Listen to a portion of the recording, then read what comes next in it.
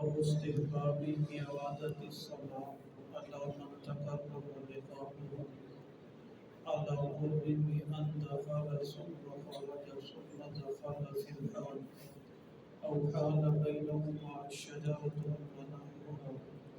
عن أبي هريرة رضي الله عنه في حديث المسيء صلاته أنه جاء فصلى ثم جاء إلى النبي صلى الله عليه وسلم فسلم عليه فرد عليه السلام فقال ارجع فصلي فإنك لم تصلي فرجع فصلى ثم جاء فسلم على النبي صلى الله عليه وسلم حتى فعل ذلك 3 مرات متفق عليه.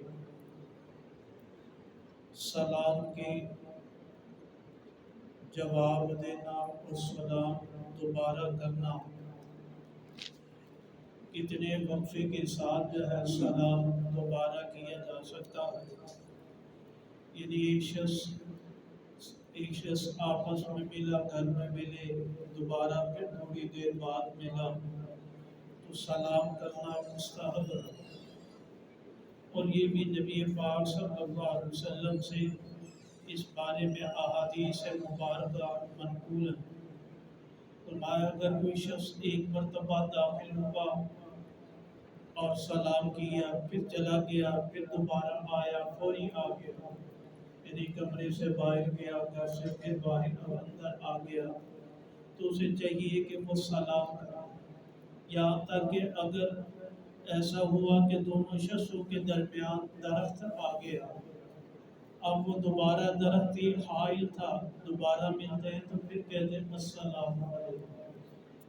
اور یہ ایسے ہی جو ہے دیوار آ گئی درمیان میں، جیسے کمرے سے باہر نکلا، پھر آپ نے دوبارہ پھر داخل ہوا پھر السلام علیکم کہنا چاہیے. اب جیسے نماز ختم ہوئی تو امام نے دعا دی، کہا السلام علیکم ورحمۃ اللہ.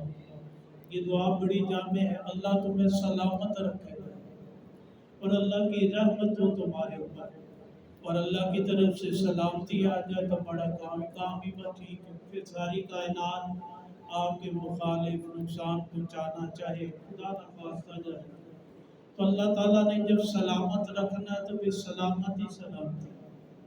اور جب اللہ کی رحمت آ جائے تو بندہ اللہ کا محبوب بن جاتا ہے، مقبول بن جاتا ہے. اب یہ الفاظ تو میرے ہیں، لیکن اس کا ذکر کیا احادیث مبارکہ میں بھی آتا ہے کہ نہیں آتا. بخاری مسلم کی روایت مبارکہ ایک مشہور حدیث مبارکہ، ایک صحابی آئے، انہوں نے نماز پڑھی، نماز جلدی سے پڑھی. آپ نے جب وہ داخل ہوئے تو آپ نے فرمایا ارجع فصلی، تو لوٹ جا، میری نماز نہیں ہوئی. یعنی اس لیے ٹھہر کے نماز پڑھنی چاہیے، ٹھہر کے نماز پڑھنی چاہیے. ایک روایت مبارکہ، اس روایت مبارکہ سے ایک مسئلہ تو یہ معلوم ہوتا ہے کہ نماز جلدی سے نہ پڑھو، ٹھہر کے پڑھو. دوسرا مسئلہ اس روایت مبارکہ میں یہ آتا، کہتے وہ صحابی جب آئے آپ علیہ السلام پر داخل ہوئے، اس نے سلام کیا، فسلم، نبی پاک صلی اللہ علیہ وسلم نے جواب دیا فرد علیہ السلام.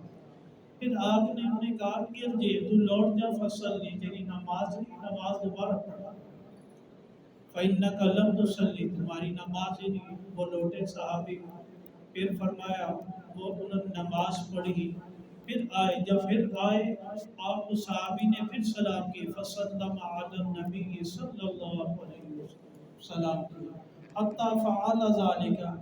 وہ صحابی 3 مرتبہ آئے، 3 مرتبہ انہوں نے سلام کیا، آپ علیہ السلام نے 3 مرتبہ جواب. اس سے معلوم ہوا کہ تھوڑے سے وقفے کے ساتھ بھی آپ میرے نماز میں مشغول ہیں، دوبارہ ملاقات ہوتی ہے، پھر کہتے ہیں السلام علیکم. یہ گاٹے کا سودا نہیں کہ کمی کی بات نہیں ہے، یہ تو دعا ہی دعا ہے. اولاد بچوں کو دے، بچے والدین کو دے السلام علیکم دے. بیوی جا کمرے میں داخل ہو وہ بھی کہ السلام علیکم. شوہر داخل ہوئے وہ بھی کہ السلام علیکم.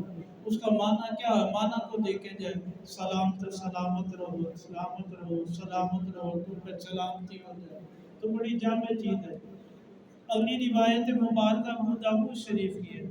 اس روایت مبارکہ میں نبی پاک صلی اللہ علیہ وسلم کا قولی فعل، آپ نے فرمایا اذا لقیہ، قول ہے، فرمایا اذا لقیہ کہ احدکم، جب تم میں سے کوئی اپنے بھائی سے ملے فلیسلم علیہ، پہلا کام کیا کرے؟